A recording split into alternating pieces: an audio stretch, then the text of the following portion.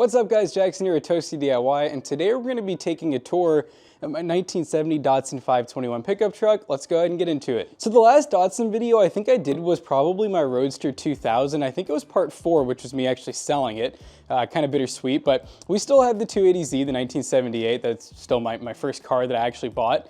And then we still have the 1967 Roadster, which I'll show you guys here in a second, that I think has gotten a couple videos on the channel as well. The Z probably definitely has the most.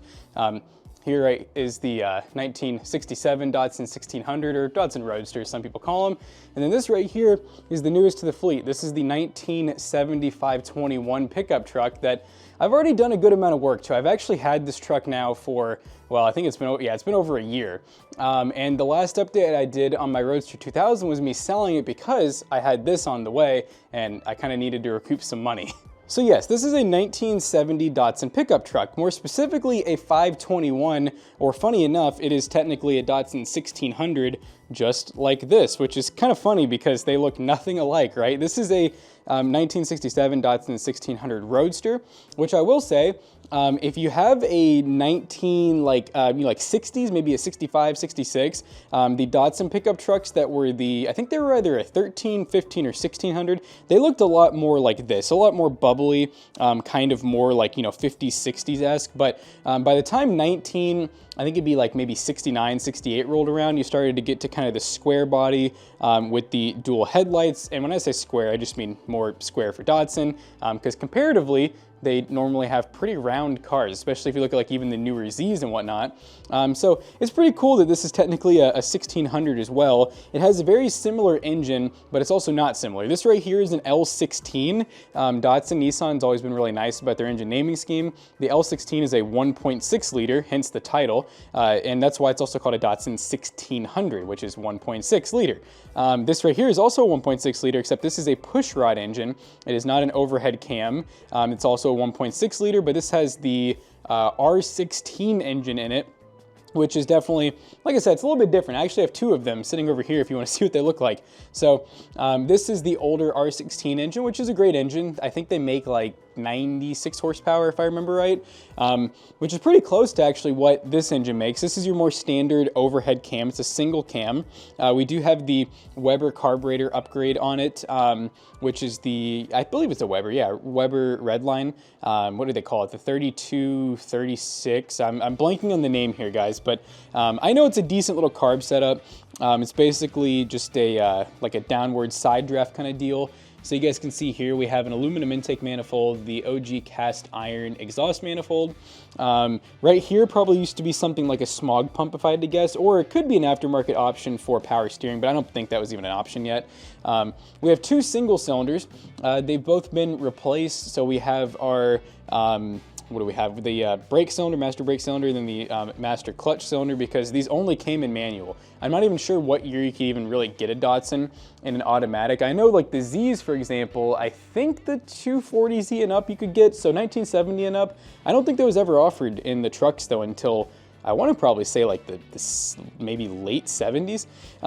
So as you can see, we got some stuff going on over here. This right here is a painless fuse block, and it comes with kind of everything you need for like a classic car to rewire it. To be a little more modern, uses the standard full-size blade fuses. And the main reason I'm doing this is not because I want to, but because whoever had this truck before just destroyed the wiring harness, probably trying to get things working. So they bypass things, they splice things, they cut things, and because of that, this really just felt like the most seamless route to kind of get a little more modern. So I've been doing a lot of tracing. Here's this for anyone who needs it. I made a giant poster version that you can find online, by the way. Shout out to, I think it's on Datsun, Datsun.net or .com. Great forum. It's kind of OG. I'm not sure how many people still use it because I use Facebook a lot now, but this is on there and you can download. You can actually download every single page, and every single one has different color codes to it. So if you're trying to trace down like a certain color, you can pick it and then find it a lot easier on these. But I decided to go to UPS and have a giant one made. So yeah, all the electronics for the most part are good to go now because I do need to get this thing inspected. The inside is in pretty good shape. the seat's a little torn up. So that's one thing I definitely want to do.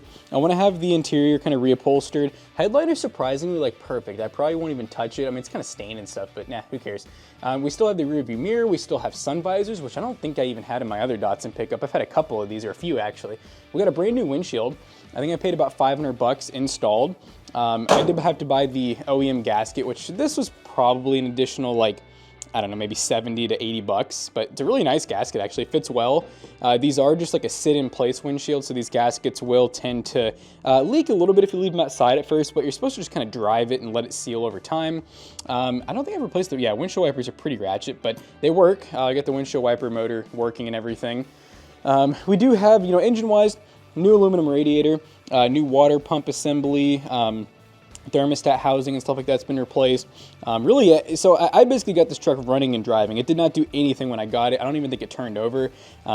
New fuel pump. I'm trying to think of what else. Original alternator, but I think it is aftermarket because we have bypassed some voltage regulators and stuff. I need to replace the fuel filter again, but I've replaced these a couple times. I did fully take the gas tank out. I completely dropped it.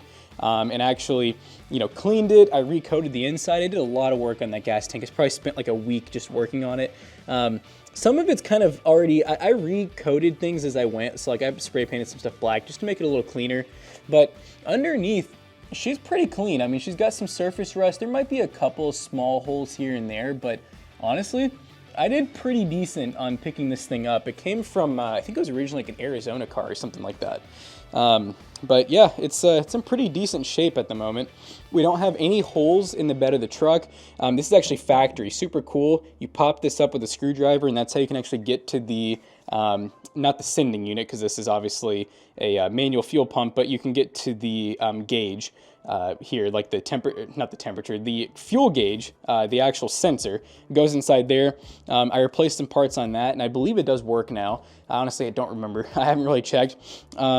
But yeah, the bed's in great shape. There's a little bit of like, this hole right here is obviously factory or someone drilled it to help with drainage. A little bit of pitting on the bed, but it is super solid. There's no Bond or anything on that.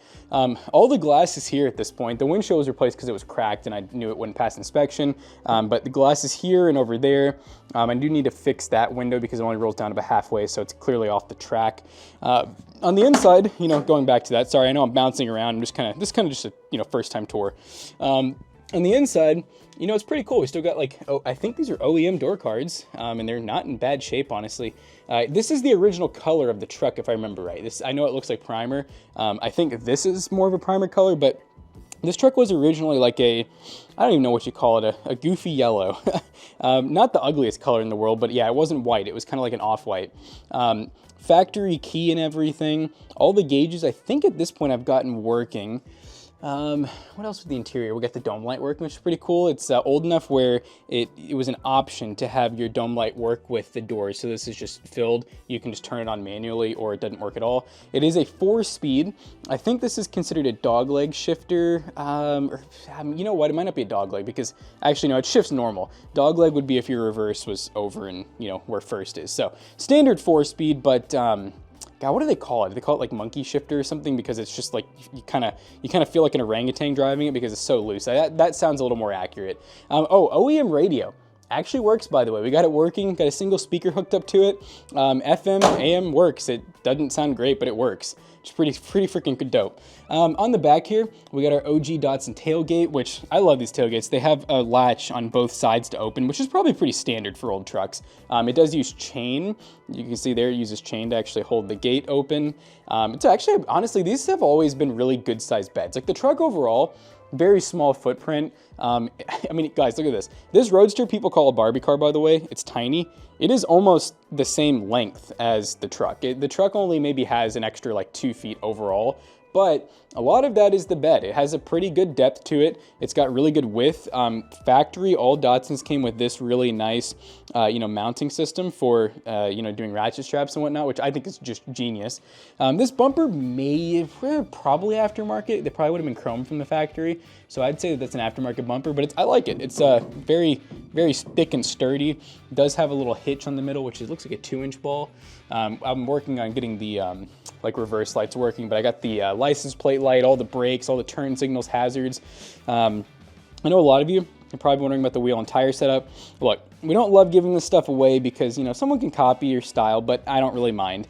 These are methods. These are actually really for the off-roading scene. They're typically, you know, I have these on my big truck outside my 1500, but these are a 225 65 16, and they're Falcons. They're, you know, decent tires. They're like an OEM provider, and then these methods are 16-inch. I don't remember the offset and all that stuff, so I can't answer that right now, but it's some good fitment, guys. Now, obviously, if you're looking for like a lot of poke, it's not great, but this is without having to do any spacers, which I was so hyped about because I personally do not like to run spacers unless I have to. I don't think anyone should love to run spacers unless they have to, but look at that. I mean, it's some good fitment, guys. You get a little bit of poke on the sides there, but overall, it lines up really well. I think we'll be able to clear bumps and whatnot pretty well with this truck being at the stock ride height. I do think if I decide to lower it, which I don't think I will, honestly. I've never been super into lowering things. I kind of like stock ride height just for the comfort and not having to worry about things.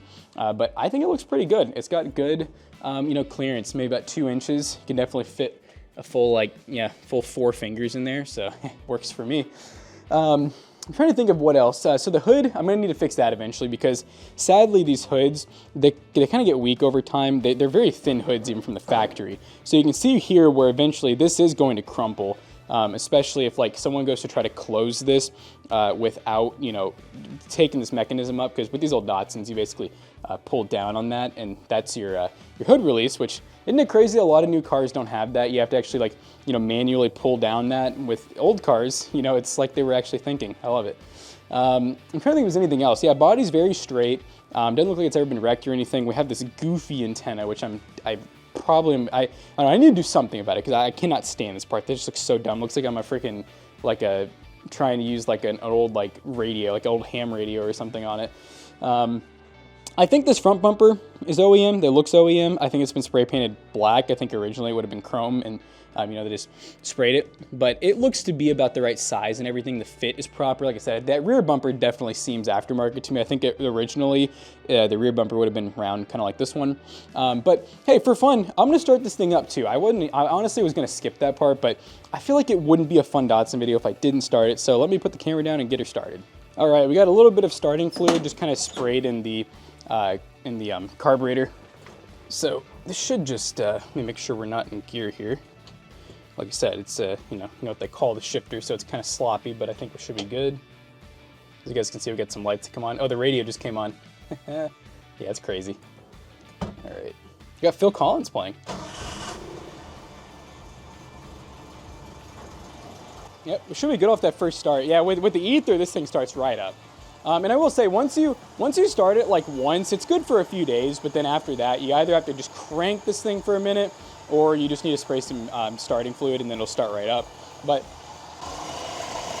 yeah, runs pretty smooth. So the next big upgrade I really want to do is I really do want to get rid of the points. This is an OG distributor that does use points.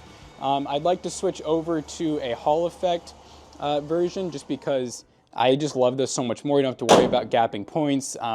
I just always find that the OG distributors with like the vacuum advance and the points, you just, I've noticed like, you know, this thing after like a minute goes from like a really nice idle, it runs really good, to just super high idle, which, hey, could be a vacuum leak. It could be something wrong with the carburetor, which like I said is brand new, but I've never tuned it or anything. But I just find I like to eliminate everything I possibly can. Also, I can get my ignition coil not needing a ballast, which basically is limiting the voltage going to it, because you don't want a full 12 volts you know, going to your points, because it will prematurely wear them out very quickly, actually. So yeah, long story short, they're really expensive. You know, if anyone comments down below, actually, if anyone knows a good alternative here. The main issue is this one is I want to say it's a dual point. Let me show you what I mean by that. Take this off real quick.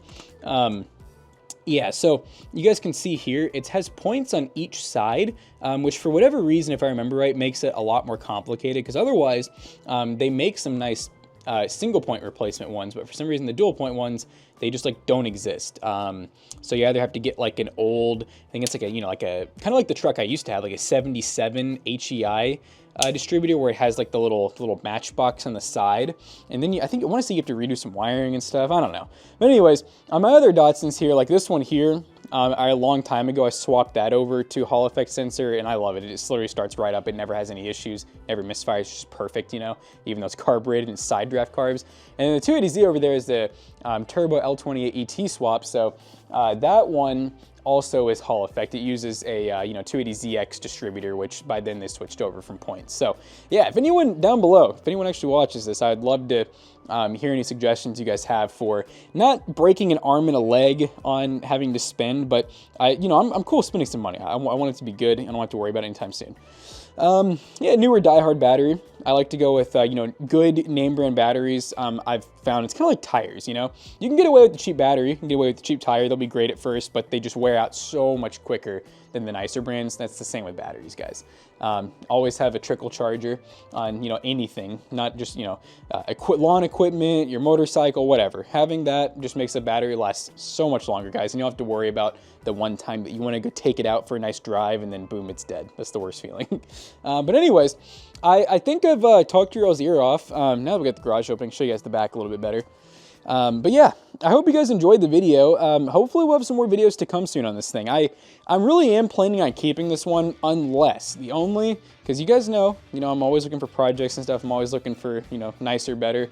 The only way I would get rid of this one is if I do find someone who is resto modded, which I found some. If I found someone who's resto modded a similar year, it can be a little older, a little newer. It can be a king cab. I don't really care as much. But if it's resto modded where it has a cool like SR20 swap or even like an L20B, which is what my old truck had, and it's really nicely done. Which hey, I've seen them pop up, for like 10 to 15K, and I've been really tempted. But honestly, I need to really get this one in a better spot to sell if I'm going to do that, because I can't just spend that kind of money outright. I don't even have that money outright. So. Yeah, that's the only way I will end up selling them. So otherwise, you guys should see some future videos on it. And honestly, I've put so much work into it that it's starting to kind of become like these two cars, where I don't know if I'll be able to sell it. The last couple Datsuns I've had, I've kind of just did a little bit of work, and then I didn't really fall in love with them, honestly. This one, yeah, I'm kind of in too deep at this point, and I really like the look of it. I really do kind of want to see this one through. So yeah, guys, part 1 is here. Hopefully, you guys are going to see a part 2, a part 3, and so on. So anyways, yeah. I've talked to you guys enough. I hope you all enjoyed. See you guys in the next one. Peace out.